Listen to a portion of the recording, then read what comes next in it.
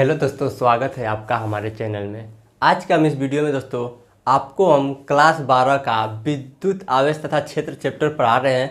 उस चैप्टर का हम पहले बहुत सारे वीडियो बना चुके हैं। अगर आप उसको नहीं देखें तो कोई दिक्कत नहीं है दोस्तों, ये वीडियो के अंत में वो वीडियो आ जाएगा, वहाँ से आप देख सकते हैं। इस वीडियो में हम आपको बताएंगे दोस्तों विद्युत क्षेत्र रेखाएं के बारे में, यानी विद्युत क्षेत्र रेखाएं क्या होती है, और दोस्तों हम बताएंगे विद्युत फ्लक्स के बारे में। यह दो टॉपिक दोस्तों आपके बोर्ड एग्जाम के लिए बहुत महत्वपूर्ण है दोस्तों, और इसको दोस्तों हम बहुत ही आसानी से आपको समझा देंगे। हम यह भी बताएंगे दोस्तों कि बोर्ड एग्जाम में प्रश्न कैसे पूछेगा और उसका उत्तर कैसे लिखेंगे। सबसे पहले दोस्तों बोर्ड एग्जाम में आपसे प्रश्न पूछा जा सकता है कि विद्युत क्षेत्र रेखाएं किसे कहते हैं, या विद्युत क्षेत्र रेखाएं से क्या तात्पर्य है। इस दोनों प्रश्न का मतलब एक ही है दोस्तों। इनको घुमा फिरा के कई तरीके से पूछा जा सकता है, या यह भी पूछा जा सकता है कि विद्युत क्षेत्र रेखाएं से आप क्या समझते हैं। तो देखिए इसका मतलब क्या हो जाएगा, विद्युत क्षेत्र रेखाएं का मतलब देखिए आपको हम इसके पहले का वीडियो में बताए थे। अगर वो वीडियो नहीं देखे तो कोई दिक्कत नहीं है, थोड़ा सा यहाँ पे भी बता दे रहे हैं कि यहाँ पे कोई आवेश रहता है Q, तो इसके चारों ओर एक विद्युत क्षेत्र होता है। क्या दोस्तों, इसके चारों ओर क्या होता है, एक विद्युत क्षेत्र होता है रियल, जो यहाँ पे मान लीजिए किसी को रखते हैं चुंबक जैसे खींच लेता है, यहाँ पे कुछ चीज़ रखेंगे तो यह खींच लेगा, तो इसी को क्या कहते हैं, विद्युत क्षेत्र। तो इस एरिया में क्या है दोस्तों, विद्युत क्षेत्र। अगर इस एरिया में अगर आप जाएंगे तो लाइट आपको क्या, अगर आप इस एरिया में कोई आवेश रखेंगे तो यह क्या करेगा, यह आवेश खींच लेगा। तो देखिए जो यह क्षेत्र है इसमें हम ऐसे एक काल्पनिक रेखा बनाते हैं, ऐसे ऐसे रेखा खींच देते हैं। क्या दोस्तों, ऐसे रेखा बना देते हैं। जहाँ तक विद्युत क्षेत्र रहता है वहाँ तक ऐसे रेखा हम बना देते हैं। तो इसी रेखा को क्या कहते हैं, विद्युत क्षेत्र रेखाएं। क्या दोस्तों, विद्युत क्षेत्र रेखाएं।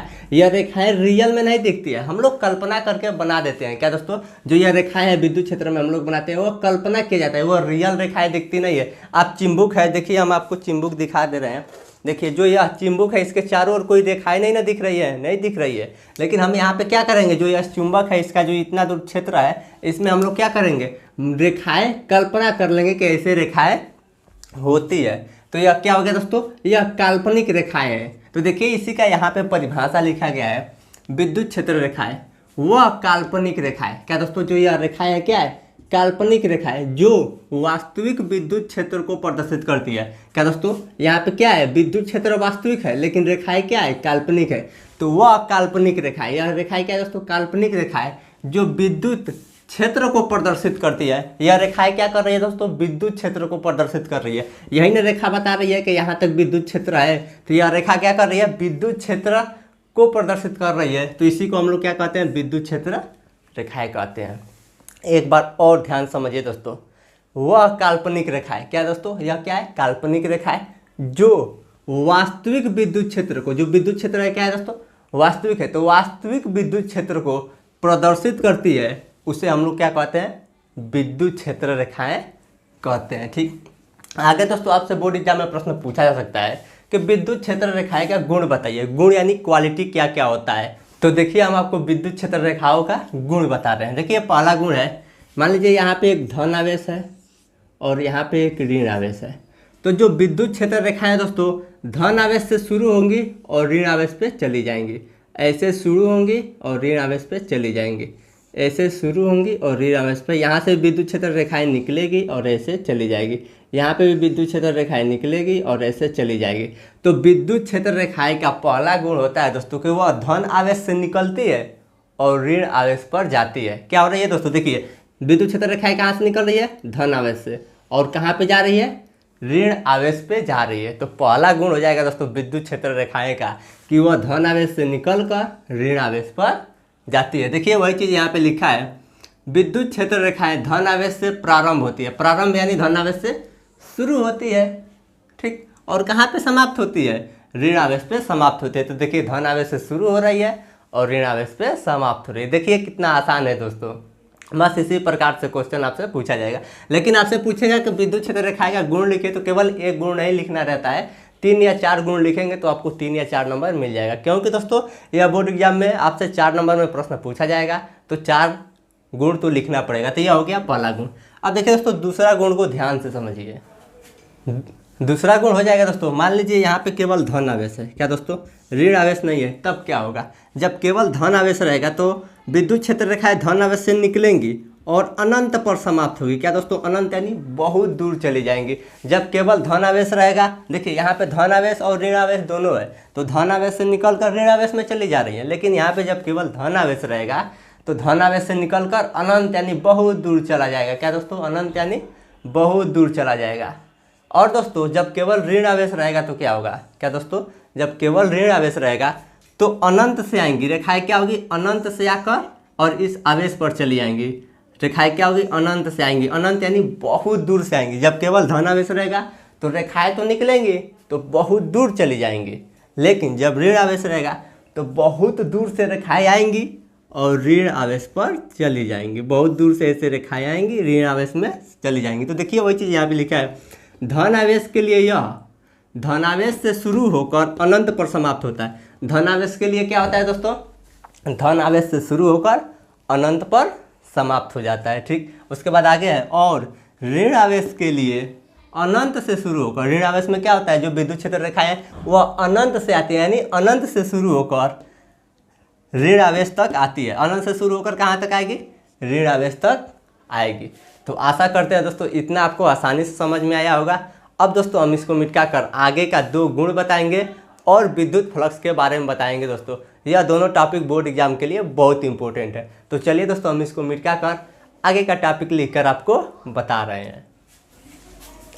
अब देखिए दोस्तों, उसको मिटा कर हम आगे का टॉपिक लिख दिए हैं। इस टॉपिक को दोस्तों ध्यान से समझिएगा, यह टॉपिक थोड़ा ज़्यादा महत्वपूर्ण है। देखिए यहाँ पे हम विद्युत क्षेत्र रेखाएं बना रहे हैं। ऐसे देखिए ये क्या है दोस्तों, मान लीजिए ऐसे एक विद्युत क्षेत्र रेखाएं हैं। इसमें हम 3-4 बिंदु ले लेंगे। यहाँ पे बिंदु 1, यहाँ पे बिंदु 2, यहाँ पे 3, यहाँ पे 4 और यहाँ पे 5 बिंदु ले लिए हैं। और दोस्तों आपसे अगर कोई पूछे कि इस बिंदु पर यानी बिंदु 1 पर, बोर्ड एग्जाम में अगर ऐसे प्रश्न दे दे, ऐसे चित्र बना दे और पूछे प्रश्न में कि बिंदु 1 पर यानी जो यह एक बिंदु है, इस बिंदु पर विद्युत क्षेत्र की दिशा बताइए। तो दोस्तों विद्युत क्षेत्र की दिशा बताने के लिए इस बिंदु पर हम क्या करेंगे, एक ऐसे स्पर्श रेखा खींचेंगे। स्पर्श रेखा का मतलब होगा कि एक ऐसी सीधी रेखा खींचेंगे जो केवल इस बिंदु पर स्पर्श करे। क्या दोस्तों, स्पर्श रेखा का मतलब क्या होगा कि एक ऐसे हम लोग सीधी रेखा खींचेंगे जो केवल इस बिंदु पर स्पर्श करे। स्पर्श करे यानी टच करे, उसी को हम लोग क्या कहते हैं, स्पर्श रेखा। तो स्पर्श रेखा खींचेंगे तो हमें क्या प्राप्त होगा, विद्युत क्षेत्र की दिशा। बोर्ड एग्जाम में आपसे ऐसे चित्र बना देगा और पूछेगा कि इस बिंदु पे क्या बताइए, विद्युत क्षेत्र की दिशा बताइए। तो विद्युत क्षेत्र की दिशा बताने के लिए इस पे हम लोग क्या करेंगे, ऐसे एक रेखा सीधी खींचेंगे, इसको बोलते हैं स्पर्श रेखा। तो यह जो स्पर्श रेखा है क्या करते हैं, विद्युत क्षेत्र की दिशा बताती है। विद्युत क्षेत्र की दिशा कैसे है, या ऐसे है। इस बिंदु पर विद्युत क्षेत्र की दिशा निकालने के लिए इस बिंदु पर ऐसे स्पर्श रेखा खींचेंगे। तो यहाँ पे विद्युत क्षेत्र की दिशा ऐसे है। इस बिंदु पर, बिंदु 1 पर विद्युत क्षेत्र की दिशा ऐसे, बिंदु 2 पर ऐसे। अब बताइए बिंदु 3 पे कैसे होगा, ऐसे स्पर्श रेखा खींचेंगे तो ऐसे हो जाएगा। ऐसे नहीं कि हम लोग ऐसे स्पर्श रेखा खींचेंगे, ऐसे तो स्पर्श रेखा नहीं होगा, यह तो इस रेखा को काटती हुई जा रही है। स्पर्श रेखा का मतलब केवल इस बिंदु को टच होकर जाए, तो ऐसे हो जाएगा। फिर यहाँ पे ऐसे स्पर्श रेखा खींचेंगे तो यह ऐसे हो जाएगा। फिर यहाँ पे स्पर्श रेखा खींचेंगे तो विद्युत क्षेत्र की दिशा ऐसे हो जाएगी। तो यह क्या होता है दोस्तों, तो यही है दोस्तों अगला गुण। देखिए यहाँ पे लिखा है विद्युत क्षेत्र रेखाएं कि किसी बिंदु पर, क्या दोस्तों, कोई भी बिंदु है जो यह विद्युत क्षेत्र पूरा क्या है, रेखाएं है, उसमें किसी एक बिंदु पर स्पर्श रेखा उस बिंदु पर विद्युत क्षेत्र की दिशा बताती है। जो यह स्पर्श रेखा है वह क्या बता रही है दोस्तों, विद्युत क्षेत्र की दिशा बता रही है। हम स्पर्श रेखा ही खींचे हैं तभी तो हमें विद्युत क्षेत्र की दिशा पता चला है। तो वही अगला गुण है। अगला गुण क्या लिखा गया है, जो स्पर्श रेखा है वह क्या करती है, विद्युत क्षेत्र की दिशा बताती है।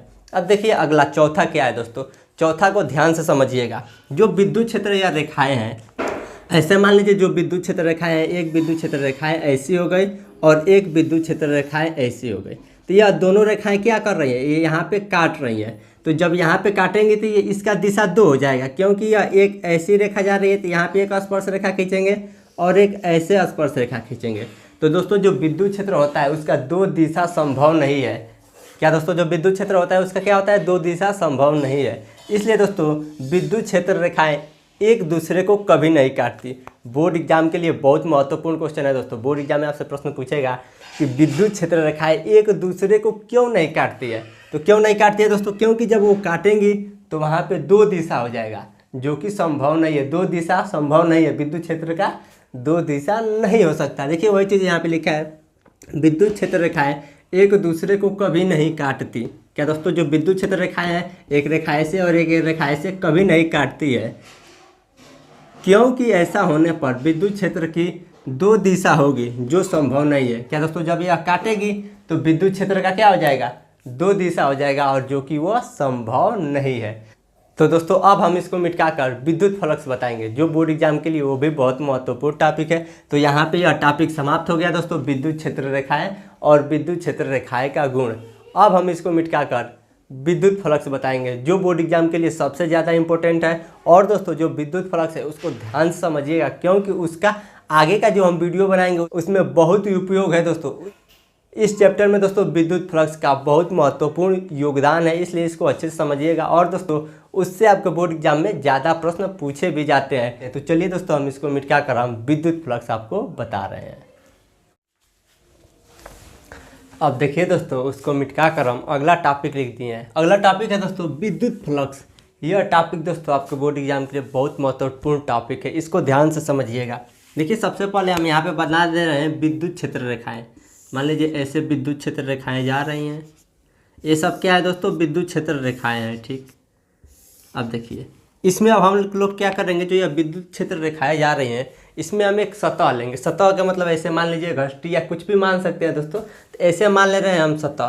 तो इस सतह को जब यहाँ पे रखेंगे दोस्तों तो क्या होगा, मान लीजिए अब विद्युत क्षेत्र रेखाएं हैं और बीच में ये ऐसे जा रही है और बीच में यह सतह हो गया, तो इस पृष्ठ से होकर गुजरेंगी ना दोस्तों विद्युत क्षेत्र रेखाएं या पृष्ठ, क्योंकि या तो पेन है तो यहाँ पे जाकर लड़ रहा है, लेकिन जो विद्युत क्षेत्र रेखाएं हैं वो आर पार हो जाएंगी। तो ऐसे मान लीजिए हम रख देंगे तो विद्युत क्षेत्र रेखाएं ऐसे चली जाएंगी। तो हम यहाँ पे इसका चित्र बना दे रहे हैं। देखिए ऐसे विद्युत क्षेत्र रेखाएं होंगी, यहाँ पे हम बीच में एक पृष्ठ रख दे रहे हैं ऐसे।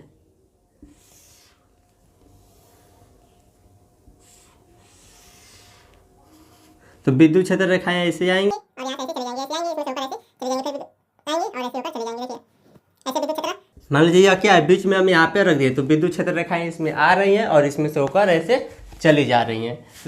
तो ध्यान समझिए विद्युत फ्लक्स किसे कहते हैं। देखिए यहाँ पे लिखा है किसी सतह से गुजरने वाली विद्युत क्षेत्र रेखाएं। क्या दोस्तों? मान लीजिए यह सतह है तो इस सतह से गुजरने वाली विद्युत क्षेत्र रेखाएं, क्या दोस्तों जो यह सतह है इससे विद्युत क्षेत्र रेखाएं ऐसे गुजर रही है ना, देखिए ऐसे जा रही है, विद्युत क्षेत्र रेखाएं ऐसे जा रही है तो इस सतह से जा रही है, को दर्शाने के लिए जिस भौतिक राशि को परिभाषित किया गया है। क्या दोस्तों? जो यह विद्युत क्षेत्र रेखाएं हैं इन रेखाओं को दर्शाने के लिए जिस भौतिक राशि को परिभाषित किया गया है उसे विद्युत फ्लक्स कहते हैं। अब देखिए विद्युत फ्लक्स बराबर सूत्र होता है, विद्युत फ्लक्स को किससे प्रदर्शित करते हैं? फाई से। फाई का मतलब विद्युत फ्लक्स। तो फाई बराबर सूत्र होता है E/S cos थीटा, जिसमें फाई क्या होता है दोस्तों? जो फाई है वो क्या है? विद्युत फ्लक्स है, विद्युत फ्लक्स।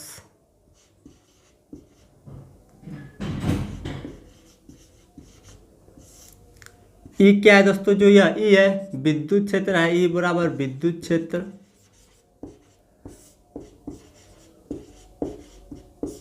और यश क्या है दोस्तों? क्षेत्रफल सदिश। यश बराबर क्षेत्रफल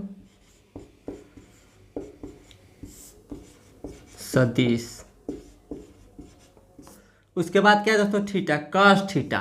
तो थीटा क्या हो जाएगा दोस्तों? थीटा हो जाएगा विद्युत क्षेत्र, यानी विद्युत क्षेत्र को किससे प्रदर्शित करते हैं? ई, यानी विद्युत क्षेत्र व यश, यश यानी क्षेत्रफल सदिश, ई व यश के बीच बना कोण, के बीच